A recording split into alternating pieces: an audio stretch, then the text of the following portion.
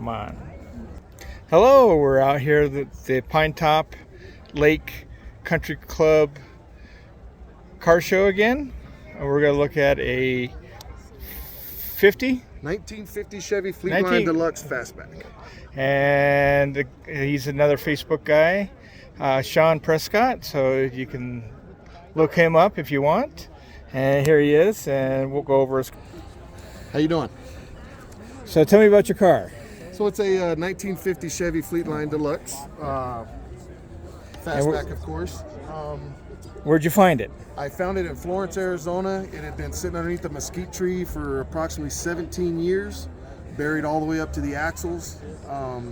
I showed interest in it right away to the gentleman, offered to buy it from him. Obviously, he didn't want to sell it. Long story short, I bothered him for 12 years, off and on, every year, 3 or 4 times a year for 12 years. Kind of forgot about the car. And then one day out of the blue, my phone rings, and normally I don't answer numbers I don't recognize. Come to find out later on, the guy had changed his number. But anyway, thank God I answered it, and it was the owner. His name was Will. And he asked me if I was ready to buy the Fleetline. And I told him, absolutely, I'm on my way. And he said, don't you want to talk numbers? And I said, I'll worry about numbers later. Let me stop by the bank and grab some money. And then me and my son went over and looked at it and made a deal on it.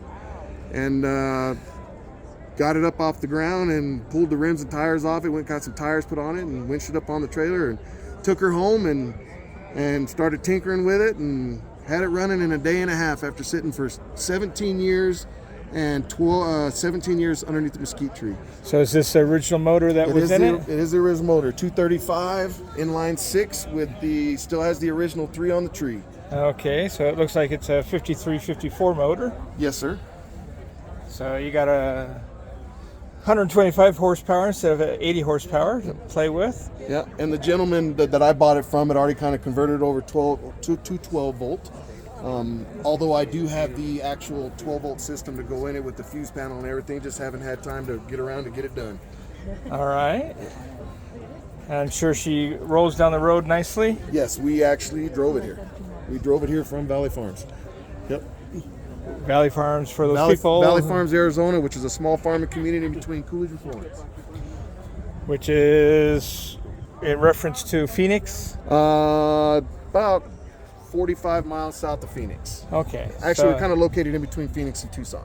I was going to say you're near Casa Grande then. Yes, we are about 35 miles east of Casa Grande. Okay. Yep.